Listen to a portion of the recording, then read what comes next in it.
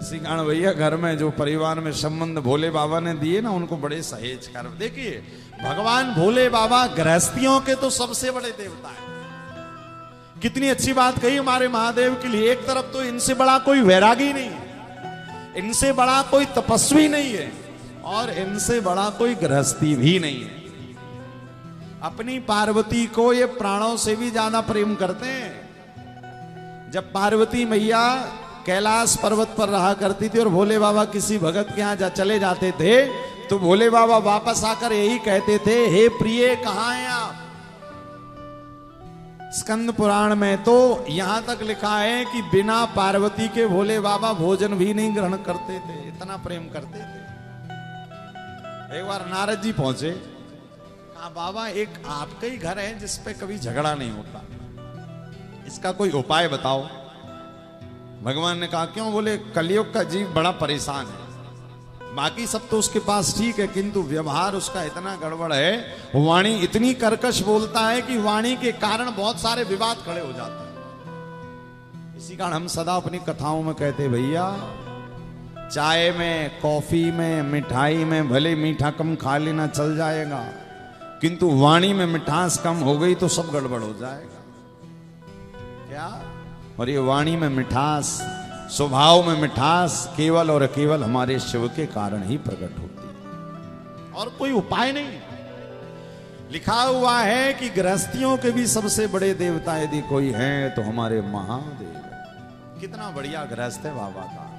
एक तरफ पार्वती, एक तरफ भोले बाबा।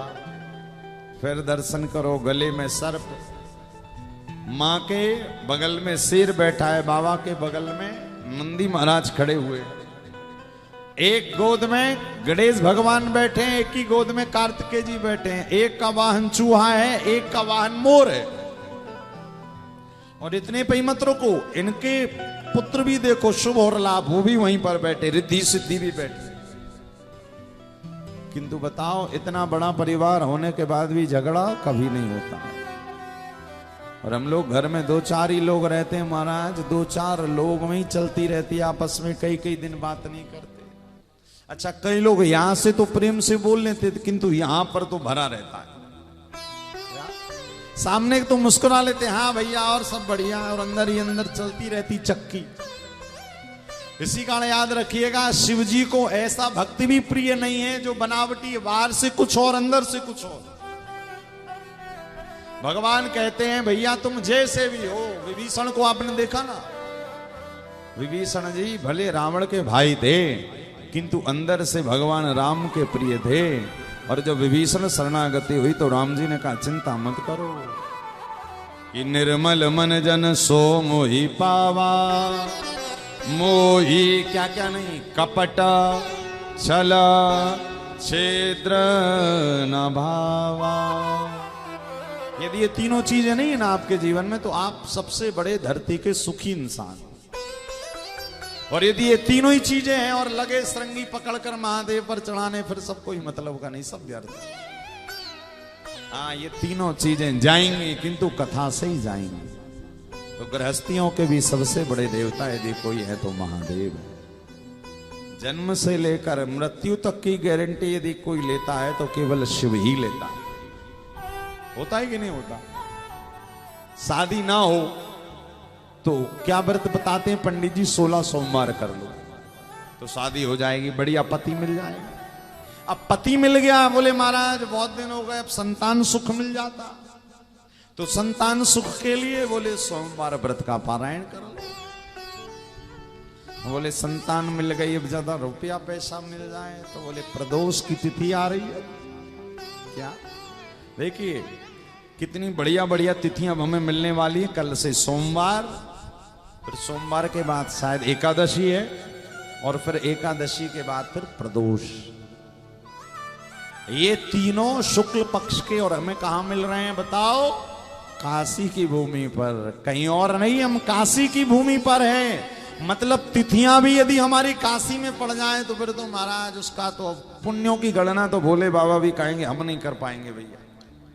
तो ये 3 तिथि सोमवार की कल, बहुत सारे लोग कह रहे महाराज हम नहीं आ पा रहे हैं। तो हमने कहा भैया कोई बात नहीं, इन 3 तिथियों में कोई भी एक तिथि पर रुद्राभिषेक करवा लो काशी की भूमि पर। और यदि आपका भाव बन रहा है तो यहाँ पर प्रतिदिन बटुक ब्राह्मणों की व्यवस्था हो रही है। जो भी आपको देखो, ये तो यज्ञ है।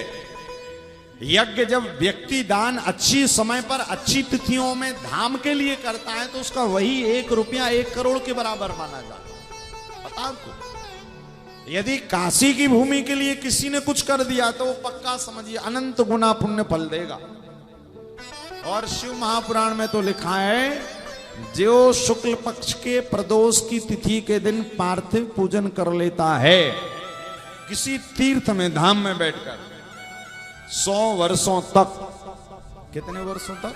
100 वर्षों तक उसको कभी जीवन में दरिद्रता का सामना नहीं करना पड़ता।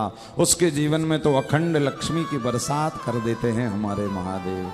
महादेव को 2-4 तिथियां बड़ी प्रिय हैं। पहली तिथि कृष्ण पक्ष की अष्टमी, जिसको जो महीने में एक बार भैरवा अष्टमी भी कहते हैं उसको। कृष्ण पक्ष की अष्टमी तिथि, इस दिन जरूर आप घर पे कुछ ना करो तो इस दिन हवन जरूर करिए, हवन।